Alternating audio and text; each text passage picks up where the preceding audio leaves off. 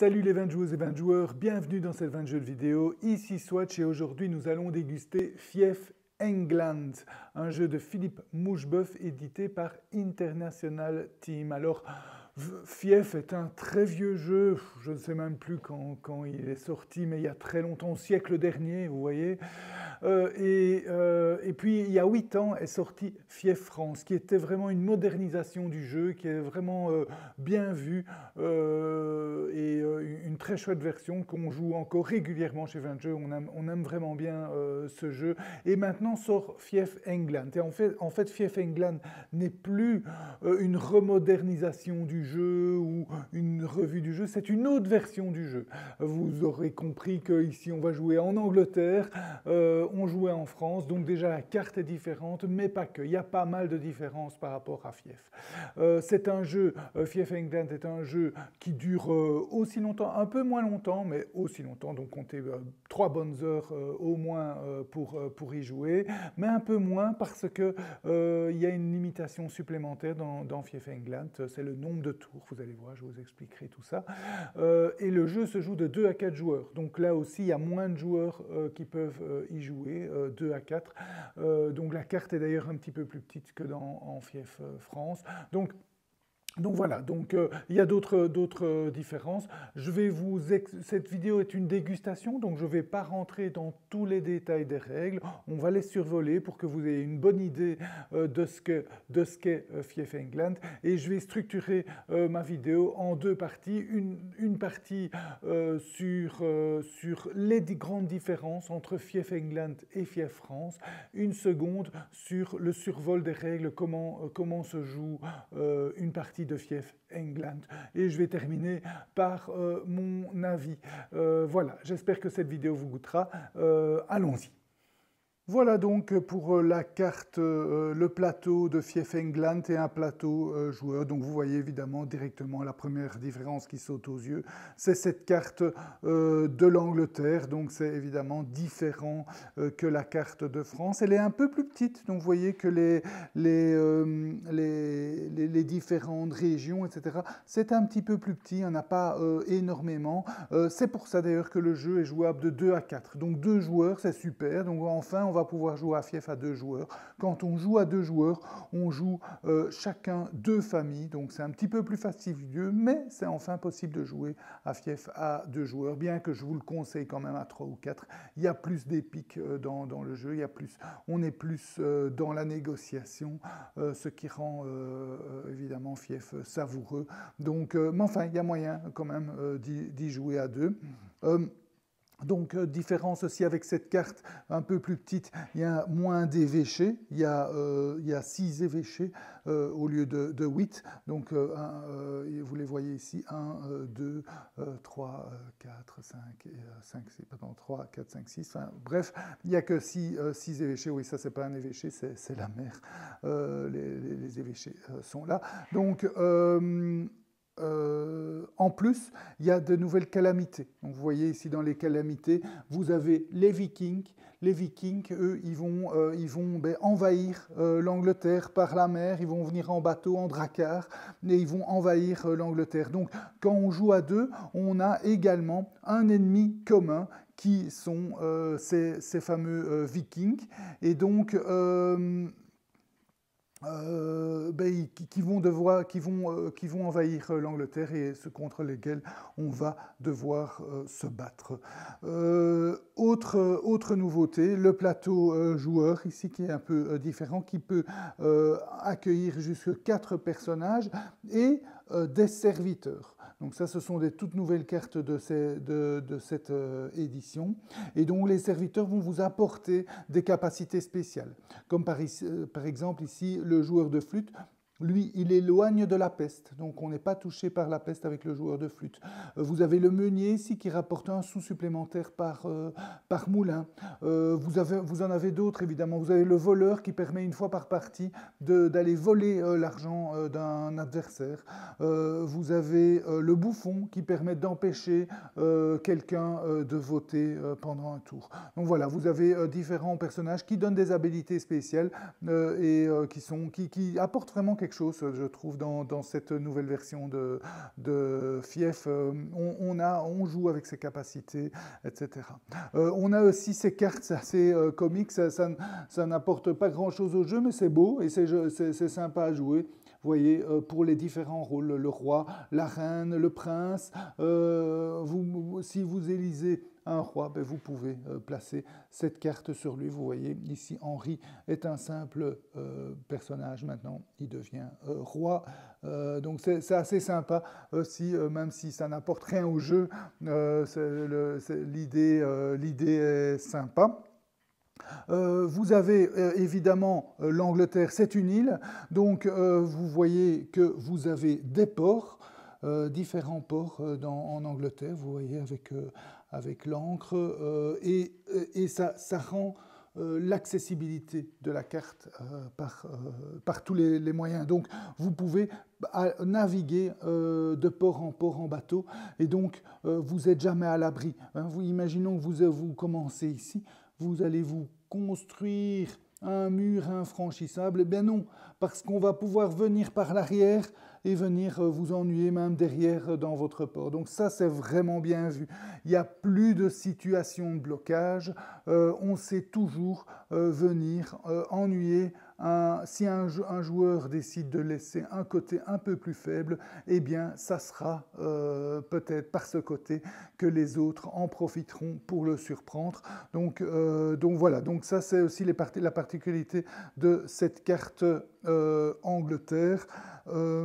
La victoire, enfin, la dernière grande particularité de Fief England, c'est la victoire. Donc la victoire est toujours 3 points de victoire seul ou 4 points de victoire à 2, mais il y a 7 tours de jeu ici. Il y a 7 tours de jeu maximum. Donc si personne n'arrive au bout des 7 tours à réclamer la victoire avec 3 points tout seul ou à 4 points à 2, eh bien c'est celui ou celle avec le plus de points de victoire à la fin du jeu qui l'emporte. Voilà. Donc, et les points de victoire, les égalités sont tranchées en fonction du titre de noblesse le plus haut, roi, vicomte, comte ou duc. Maintenant, donc c'est ça qui va raccourcir aussi le jeu. 7 tours maximum. Donc on ne sait plus avoir des parties à longueur parce que personne n'arrive à 3 points ou 4 points à 2. Donc ici, après cette tour, peu importe qu'on ait réussi ou pas, c'est la fin du jeu. Voilà pour les grandes différences, je dirais, entre Fief England et Fief France. Donc pour vous rappeler ces différences, donc 1, c'est jouable à 2, de 2 à 4, 2, il y a les Vikings qui peuvent envahir, 3, il y a ces serviteurs qui apportent des capacités spéciales, 4, c'est une île, c'est une autre carte, et donc on peut aussi voyager de bateau avec son bateau d'un port à l'autre et aller surprendre un joueur, et 5, la victoire se fait aussi à 3 ou 4 PV, mais après 7 tours, c'est quoi qu'il en soit, c'est la fin du jeu. Voyons maintenant ensemble les grandes lignes de Fief. Bon, à noter aussi dans les différences, il y a d'autres petites différences que je vous ai pas expliquées, mais c'était les grandes différences avec Fief France. Alors, comment se passe une partie de Fief? D'abord, ce qu'il faut bien comprendre, c'est que Fief tient son nom pas par hasard, parce que c'est le cœur du jeu. Le cœur du jeu, c'est d'arriver avec vos armées à contrôler toute une région. Quand vous contrôlez toute une région, vous avez et que vous y avez un château, vous pouvez réclamer le titre de noble, de chef du fief, et donc vous allez devoir l'acheter, et avec ce titre va vous apporter un point de victoire. Et donc un point de victoire, comme je vous l'avais dit, hein, vous le voyez ici dans le résumé, seul, vous pouvez vous gagner la partie avec 3 points de victoire. Et si vous faites une alliance avec quelqu'un, avec 4 points de victoire, vous remportez la partie. Donc avoir le titre de noble, de chef d'un fief, vous rapporte un point de victoire. Donc c'est l'essentiel, ça va être de contrôler et d'acheter les titres de fief pour gagner. Vous voyez ici, vous avez ces 3 fiefs, vous tout seul, vous remportez la victoire. Donc ce n'est pas rien et c'est le cœur du jeu. Le jeu se déroule, je vous avais dit, en 7 tours. Et chaque tour est divisé en 8 phases. Et vous les voyez ici. Phase 1, phase 2, phase 3, phase 4, phase 5, phase 6, phase 7. La phase 8, on ne la voit pas, mais c'est la phase de fin de tour. Donc, et qu'est-ce qui se passe lors de chaque phase? Alors, la première phase, c'est la phase qu'on appelle Oyez, Oyez. Dans cette phase, on va pouvoir sceller des alliances avec un autre joueur ou une autre joueuse.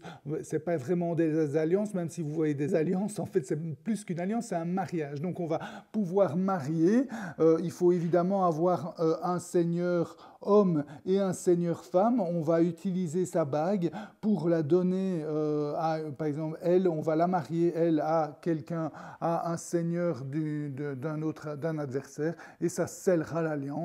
Tant qu'ils sont mariés, l'alliance est là, et vous savez que on ne peut pas divorcer si facilement à l'époque.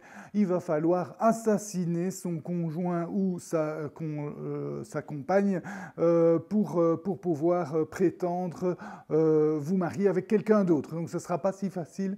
Donc voilà, pendant cette phase, donc, on va pouvoir se marier, on va pouvoir élire un roi.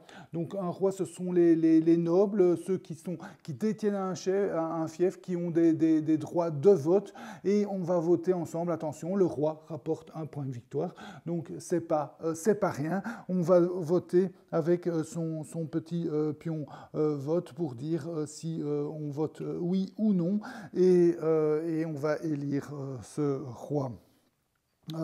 Le roi peut également, s'il y a un roi, il peut aussi faire un impôt et donc aller réclamer de l'argent un peu partout pendant cette phase Oyez, Oyez.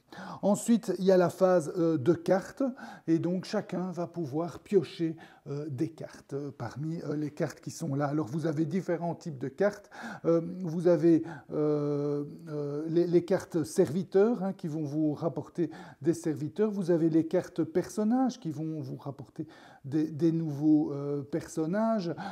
Et vous avez les cartes événements. Et dans les cartes événements, vous avez soit des événements positifs, soit des calamités. Quand on pioche une calamité, on la met là. Donc ça veut dire qu'on va à chaque tour réaliser jusque 3 calamités, et quand on pioche une non-calamité, on la garde en main, on la jouera, et ce seront des cartes qui vont vous apporter des habilités spéciales. Vous allez pouvoir, grâce à ça, par exemple ici, c'est souterrain, vous allez pouvoir attaquer une forteresse sans subir le malus de cette forteresse en allant par les souterrains, ou vous allez pouvoir vous enfouir une forteresse sans devoir recevoir l'attaque de l'assaillant par des souterrains.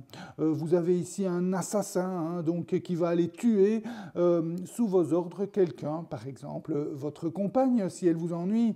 Vous avez ici... Vous allez pouvoir récolter de l'argent parmi les fiefs existants. Vous allez ici faire une bonne récolte, faire récolter vos moulins, un peu plus d'argent que prévu. Et vous avez comme ça tous des événements. Vous allez pouvoir jouer pour vous ou contre un adversaire. Et vous avez ces calamités. Et les calamités sont assez désastreuses. Donc il peut y avoir l'attaque des Vikings qui va évidemment peut-être vous attaquer, vous, et vous allez devoir vous défendre. Vous avez ici la sécheresse qui va empêcher vos moulins de récolter du blé. Vous avez ici la peste. Non, c'est pas la peste, ça c'est le mauvais temps. Le mauvais temps qui va vous empêcher de vous déplacer dans une région. Vous avez aussi dans les cartes des cartes peste qui vont tuer jusqu'à la moitié de vos unités. Donc ça peut être désastreux. Et c'est ça le côté un petit peu même beaucoup aléatoire du jeu. Vous allez piocher beaucoup de cartes et les cartes vont vous donner des gros bénéfices ou vous vous avantagez pas mal, et ces calamités c'est pas du détail, quoi, hein. Enlever la moitié de vos troupes qui meurent de la peste, ça va pas être un détail. Recevoir une attaque de 5 unités vikings non prévues, ça va pas être de la tarte, hein. Ne pas avoir de récolte, ben, ça va vous empêcher d'engager de nouvelles unités, des choses comme ça. Donc tous ces événements, ça va apporter un certain chaos au jeu. Maintenant, voilà, évidemment, il faut aimer ça ou pas. Moi, personnellement, je ne suis pas un fan du chaos, mais je trouve que dans Fief, ça donne bien, parce que dans Fief, on rentre quand même dans ce thème, quoi, hein. La peste, c'était pas rien à l'époque. Le mauvais temps, on était beaucoup plus que maintenant, on était beaucoup plus sujet au beau temps ou au mauvais temps. Donc, tous ces événements nous permettent de nous plonger dans le thème, et en plus vont permettre certains retournements. Vous avez un joueur qui prend vraiment l'ascendant, qui est vraiment très fort, eh bien une petite peste va le calmer, hein. Donc voilà, ça va apporter pas mal de fun finalement, et pas mal de changements dans la physionomie d'un jeu, où tout à coup quelqu'un qui l'emporte, on le sait depuis 3 tours, qui va emporter la partie, tout à coup ça change et vous avez toujours votre chance. Où vous avez une alliance avec quelqu'un, ça se passe bien, et puis tout à coup il subit le mauvais temps, et cette alliance est mise à mal. Peut-être qu'à un moment donné vous allez vous dire, l'alliance elle ne me rapporte pas grand chose, ça serait peut-être bien de changer. Donc ça favorise un peu tous ces changements, les changements d'attitude, les changements d'alliance, et les retournements de situation, et ça apporte pas mal de fun dans le jeu. Donc, après cette phase de carte, il y a une phase de revenu, où on va recevoir de l'argent en fonction des villages qu'on contrôle, des fiefs qu'on contrôle, des moulins qu'on contrôle.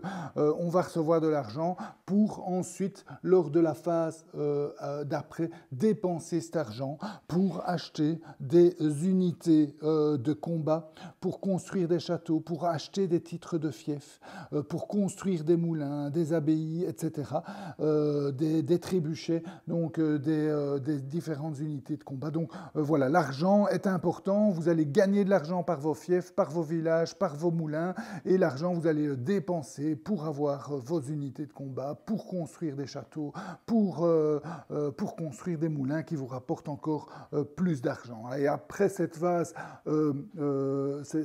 d'achat, vous allez faire la phase de déplacement.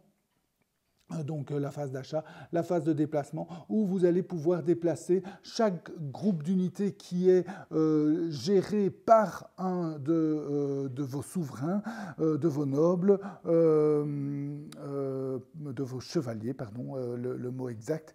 Pour chacun de vos chevaliers va pouvoir déplacer toutes les troupes qui l'accompagnent d'une ou 2 étapes, et éventuellement résoudre des combats. Les combats, eh bien chaque unité a des points de force. Vous voyez, les chevaliers ici ont 3 points de force, etc. On va additionner les points de force de chaque avec des malus ou des bonus si vous êtes dans un château, si vous attaquez un château. Vous allez calculer les points de force. En fonction du nombre de points de force, l'attaquant et le défenseur va lancer les dés, et on va additionner les petits symboles pour l'attaquant et le défenseur à ses forces pour voir l'issue du combat. Donc les combats sont semi-aléatoires, il y a une part d'aléatoire avec ces dés, mais la force est importante aussi, et donc ça fait que les combats sont souvent assez logiques, sont résolus de manière assez logique, mais ce petit hasard avec le jet de dés donne un petit peps supplémentaire. Moi en tout cas ça ne m'a pas du tout gêné, surtout vu la physionomie globale du jeu, où je vous dis ces cartes apportent quand même pas mal de retournements, donc un jet de dés en plus ou en moins, c'est pas ça qui va faire la différence. Et voilà, donc c'était la dégustation de Fief. Donc vous voyez un jeu à l'ancienne, je dirais, avec du contrôle de territoire. Vous allez vous étendre, vous allez combattre ces territoires que vous allez contrôler, vous allez construire des moulins pour gagner de l'argent. Avec l'argent, vous allez construire des nouvelles unités, construire des châteaux, acheter des fiefs, et donc acheter des points de victoire. Et vous allez vous étendre sur une carte où les autres feront la même chose, chose. Donc à un moment donné, il n'y aura pas le choix, il va falloir rentrer dans l'art et se battre. Évidemment, il y a tout un système d'alliances avec des mariages où vous allez sceller des alliances avec des anciens adversaires qui tout à coup vont devenir alliés. Vous allez avoir des objectifs communs, mais vous ne serez jamais à l'abri d'un assassinat. Attention, soyez sur vos gardes, ne faites pas une confiance aveugle à votre époux ou votre épouse, et tout ça, ça rend le jeu très thématique. Donc même si c'est un jeu à l'ancienne, on est dans cette période de fief, on est avec les calamités qui arrivent, la peste, le mauvais temps, le beau temps, les souterrains qui vont vous permettre de vous échapper ou de rentrer dans un château. Donc voilà, beaucoup d'éléments. Ces vikings qui viennent un peu chambouler tout ça, qui vont venir envahir vos terres ou les terres de vos adversaires. Il va falloir jouer également avec ça. Des changements dans Fief England, des changements qui vous permettent de jouer à 2 joueurs, de ne pas jamais être à l'abri grâce à ces bateaux, d'avoir des capacités spéciales grâce aux serviteurs. Donc des chouettes changements. Ces cartes roi et reine qui sont sympas à mettre, donc des chouettes changements, un peu de simplification parce que tout ce qui était l'évêché dans Fief France est beaucoup plus simplifié ici, donc certaines simplifications, même si le jeu reste lourd, reste difficile à comprendre, à assimiler. On est souvent plongé dans les règles, tiens, comment se passe exactement comment se passe un vote, un combat, etc. Donc, quel est l'effet de cette carte ou cette telle autre carte. Donc, quand même pas mal de détails dans les règles, mais je vous dis, on est imprégné par ce thème, on vit vraiment la période féodale à fond dans ce jeu, et on apprécie ces retournements de situation, ces alliances, ces négociations entre joueurs. On a aussi des pions messagers qui vont permettre de négocier avec les autres joueurs. Donc il y a une part de négociation, il y a de la stratégie politique finalement dans Fief. Tout ça rend le jeu vraiment très savoureux, même si c'est un jeu à l'ancienne, mais qui reste finalement moderne et très chouette à jouer à l'heure actuelle. Voilà, c'était la dégustation de Fief England. J'espère qu'elle vous a goûté. Je vous souhaite de bien vous amuser. Santé et à bientôt.